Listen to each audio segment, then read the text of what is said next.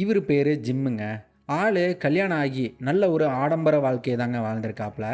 இவருக்கு ஒரு பொண்ணு இருக்கா. பொண்ணு பேர் ஜெனி. அப்பன் பேர் ஜிம்மு. பொண்ணு பாரி பேர் ஜெனி. ஜிம்மோட மனைவி காலப்போக்கில் அவங்க இறந்து போயிட்டாங்கங்க. ஆள் அதுக்கப்புறமா இந்த மறு திருமணம்லாம் பண்ணிக்காம சிங்கிள் ஃபாதராகவே பொண்ணை வளர்த்துருக்காப்புல. பொண்ணுக்காரி என்னென்னா சின்ன வயசுலேயே கல்யாணம் பண்ண போகிறேன்னு வந்து நிற்கிறாங்க. ஜெனிக்கு 23 வயசு தாங்க ஆகுது.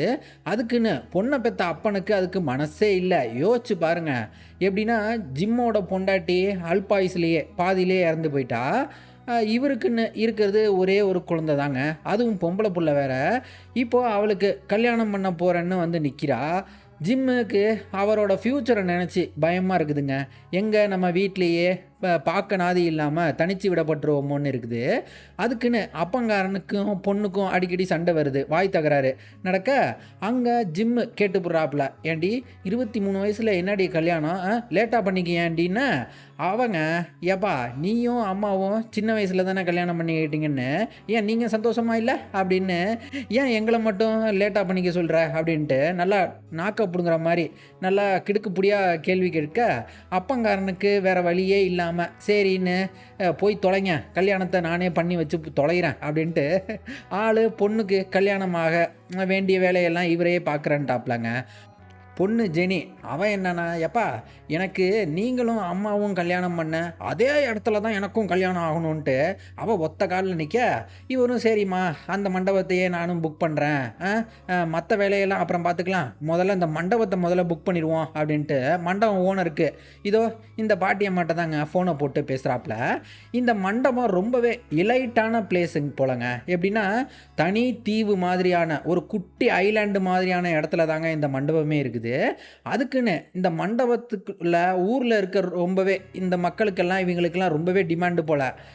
எப்படின்னா இவங்களும் அதுக்குன்னு ரிசர்வேஷன் முறைப்படி எப்படின்னா வாரத்துக்கு ஒரு கல்யாணம் தான் இங்கே அலௌடாமா. மண்டபம் புக் பண்ண இந்த முன்பணத்தை கூட அதெல்லாம் நான் அப்புறம் பார்த்துக்கிறேன், நான் அப்புறம் வாங்கிக்கிறேன்ற அளவுக்கு இந்த ஜிம்மு பாட்டி அம்மாவுக்கு ரொம்பவே தெரிஞ்சவர் போலங்க. ஜிம்மும் சரி சரி ஜூன் 1 எங்களுக்கு மண்டபம் ரிசர்வ் பண்ணிடுங்க அப்படின்ட்டு பேச, அப்போங்க பாட்டியம்மா பெண்ணில் இங்கு தெந்து போயிடுது எழுதுகிறப்ப, இதோ இருப்பா நான் வந்துடுறேன் அப்படின்ட்டு பேசிக்கிட்டே பாட்டியம்மா அப்போனா அங்கேயே அவங்களுக்கு நெஞ்சு வலி வந்து கீழே மடார்னு சாஞ்சி விழுகுது. அங்கே கட் பண்ணா இப்போ பேரலாக படத்தில் இன்னொரு கேரக்டரை வருதுங்க. இவ பேர் மார்கெட்டுங்க.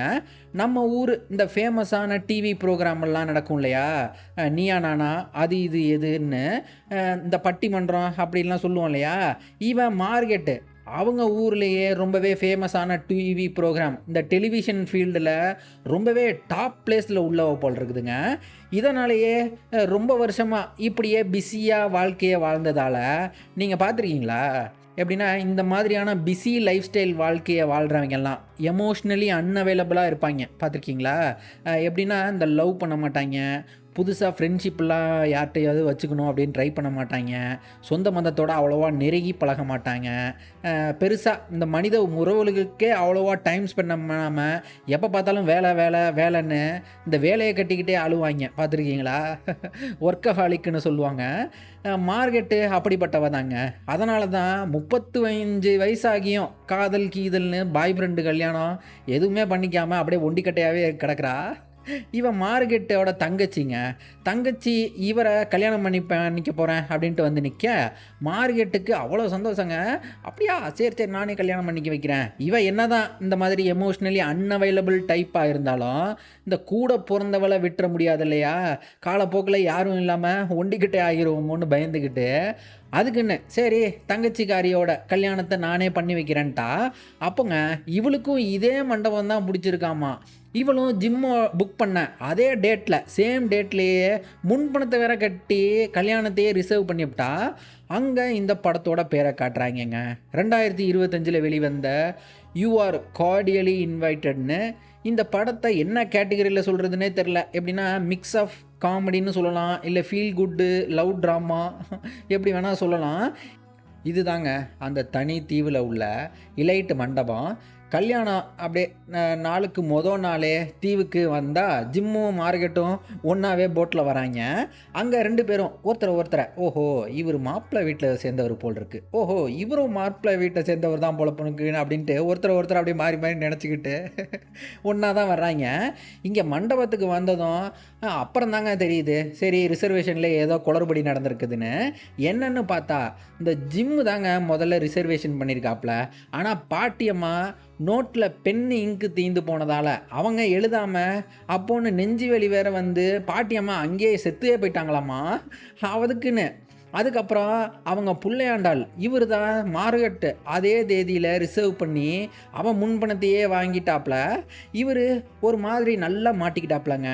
நல்லா மண்டபம் ஓனரு எப்படின்னா சரி எங்கள் அம்மா கடைசியாக ஜிம்முக்கு தான் புக் பண்ணியிருக்காங்க, எப்படி ஜிம்முக்கு வேணான்னு சொல்கிறது சரின்னு முழிக்கிறாப்புல.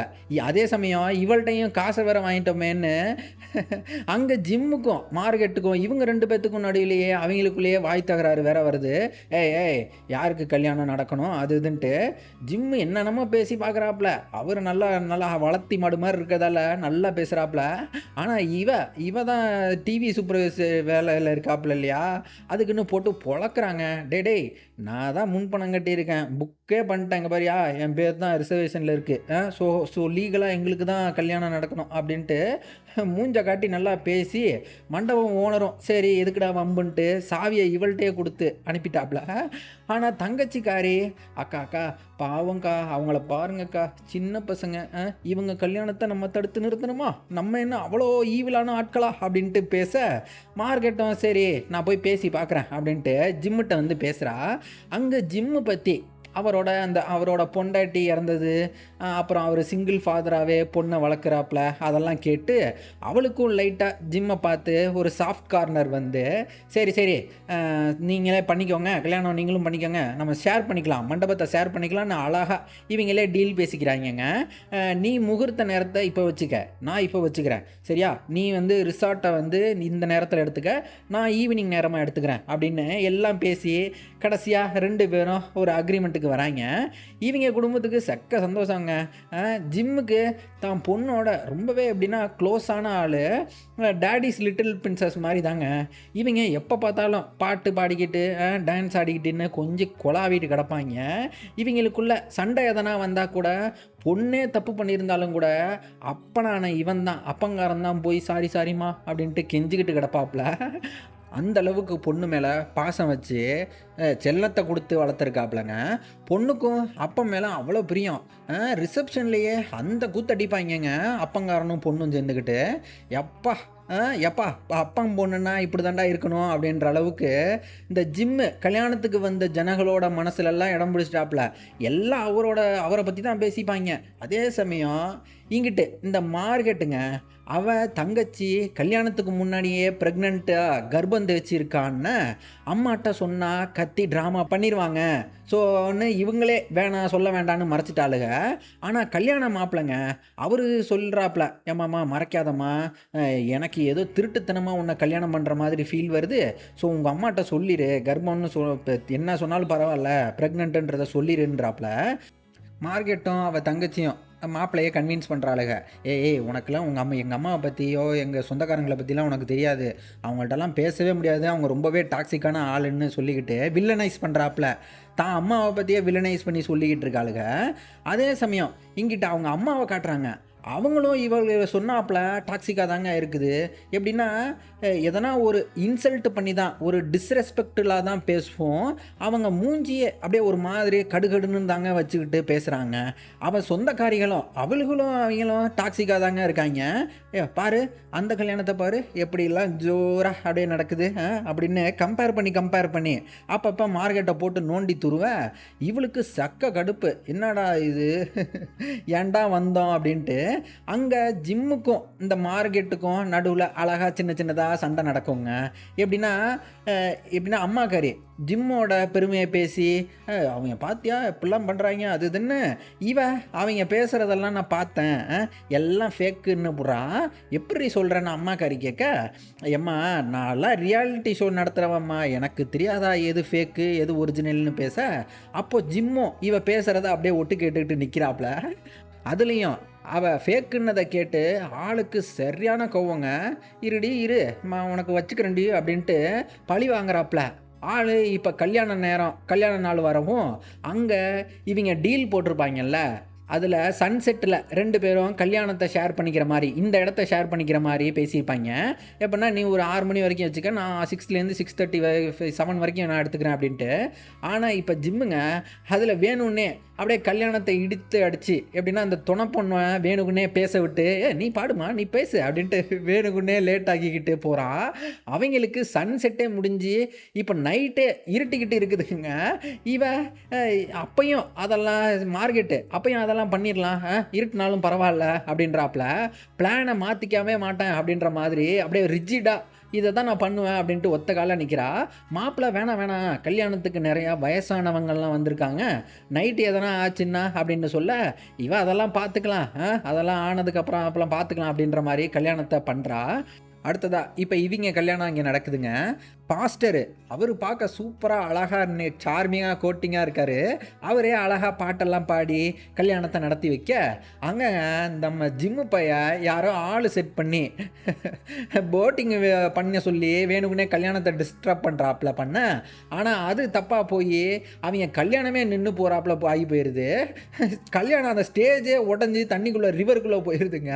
வயசானவங்க எல்லாம் தத்தளிச்சுக்கிட்டு எல்லாம் தவழ்ந்துக்கிட்டு, பொண்ணுக்காரி அங்கேயே சரியான கடுப்பு, இவ்வளோ காஸ்ட்லியான ட்ரெஸ் எல்லாம் எடுத்து எல்லாம் போச்சு அப்படின்றப்பெல்லாம் நிற்கிறாங்க.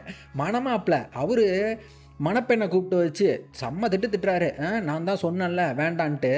அவர் திட்டிவிட்டு போக, தங்கச்சி இப்போ மார்க்கெட்டை கூப்பிட்டு வந்து, ஏன்டி நீ தானே இப்படி நடத்தியே ஆவான்னு ஒத்த காலில் நின்ன, அது இதுன்னு போட்டு மார்க்கெட்டை போட்டு திட்டிக்கிட்டு கிடக்குறா. மார்க்கெட்டுங்க அடியே ஏன் தப்பு இல்லடி, எல்லாம் அந்த ஜிம்மு தான், அவன் தான் வேணுக்குன்னே பண்ணிவிட்டான், நம்ம கல்யாணத்தை வேணுக்குன்னே அவன் தான் பண்ணுறான் அப்படின்னு. இவ தங்கச்சிக்காரி, ஏன்டி எப்போ பார்த்தாலும் அந்த ஜிம்மையே பிடிச்சி தொங்குற, அப்படி என்ன தெரியும் அவன்கிட்ட பார்த்த அப்படின்றாப்லையே அவள்கிட்ட பேசிவிட்டு போகிறா. இப்போ இருட்டுனதும் அப்படியே கல்யாணம் நின்ன சோகத்தில் இவர் ராத்திரி நேரத்தில் தனியாக கால்ஃப் பண்ணி கடுப்புலேயே அப்படியே நின்றுக்கிட்டு இருக்கா. அங்கே ஜிம்மு போயிட்டு இவள்கிட்ட வந்து பேச்சா போடுவான். சாரிங்க நான் தான் பண்ணிவிட்டேன், தெரியாமல் பண்ணிவிட்டேன், ஹானஸ்ட்டாக ஒத்துக்கிட்டாப்ல. இவளும் மார்க்கெட்டு இப்போ இவ சொல்கிறதெல்லாம் அப்படியே சிரித்த முகத்தோட, அப்படியா சாரிங்க ஓகே ஓகே ஓகே பரவாயில்ல அப்படின்னு கேட்டுவிட்டு இப்போ சொந்தக்காரங்கள்ட்ட வந்து இந்த உண்மையெல்லாம் சொல்லி, அவன் தான்டா கல்யாணத்தை நிறுத்தியிருக்கான், என்ன நான் தான் சொன்னேன்ல அப்படி இப்படின்னு சொல்லி இப்போ தன்னோட மொத்த குடும்பத்தையே அந்த ஜிம்மோட கல்யாணத்துக்கு எதிராக அப்படியே திருப்பி விடுறா.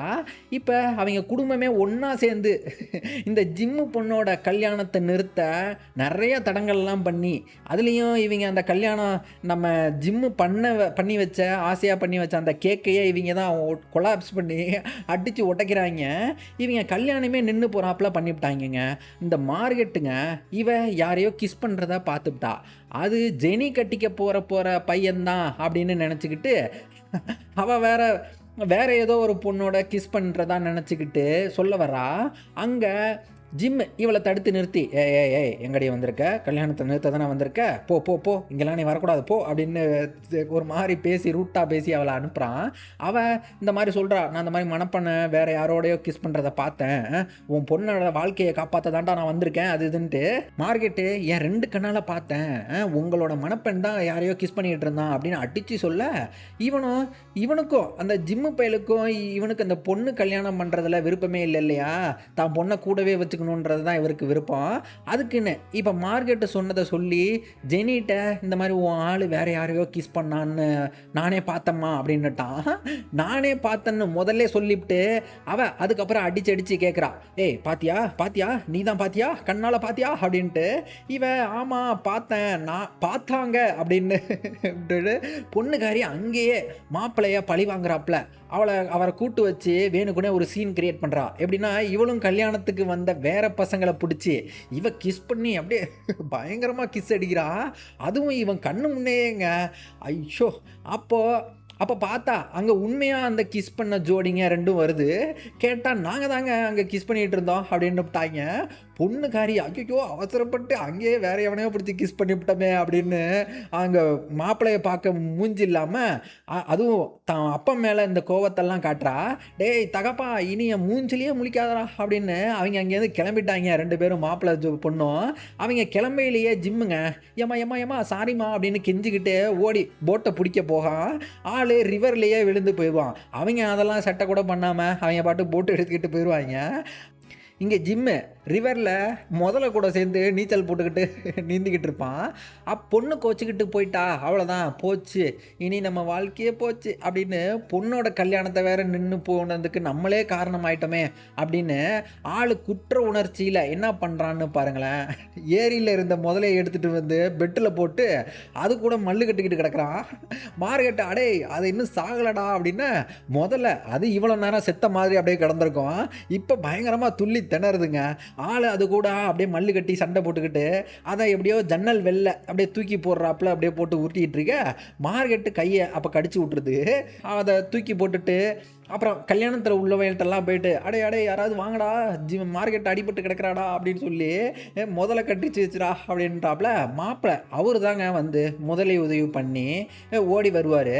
ஃபர்ஸ்ட் எய்ட் எல்லாம் பண்ணி, தங்கச்சியோட ரத்தத்த தான் இவளுக்கு மாத்தி குடுத்து மார்கெட்ட காப்பாத்துவாய்ங்க.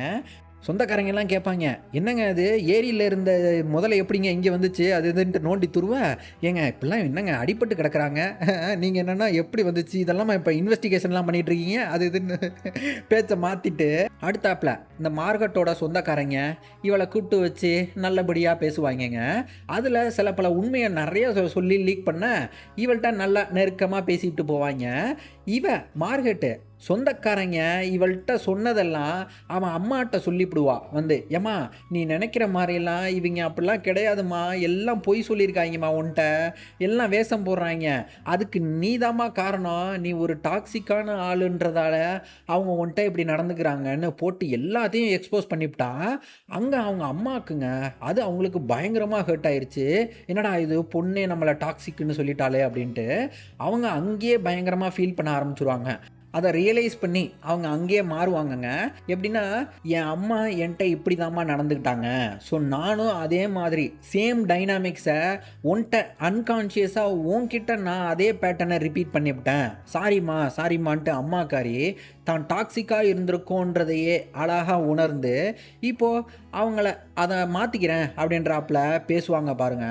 எத்தன வயசானவங்க இப்படி மாறுவாங்கன்னுலாம் எனக்கு சத்தியமா தெரியலங்க. இது வெறுமனே இந்த படத்த பாசிட்டிவா எண்டிங் குடுக்கணும் அப்படின்றதுக்காக இப்படி காட்டியிருக்காய்ங்க. அதுலயும் கல்யாணத்துக்கு வரவைங்க, இவைங்க அங்கேயே எல்லாம் டாக்ஸிக்லேருந்து அப்படியே நல்லவங்களா மாறுவாங்களாமா. செல்ஃப் ரியலைசேஷன் அப்படின்றது ஒரே ஈவென்ட்லலாம் நடக்காதுங்க. அதுக்கு சில பல நாட்கள் எடுத்துக்கும். பயங்கரமா அது ஹர்ட்டிங்கா இருக்குதும். அது ரொம்ப நாள் கழிச்சு தான் அதுவே நம்மளாவே நம்ம மாத்திக்க ஆரம்பிப்போம்.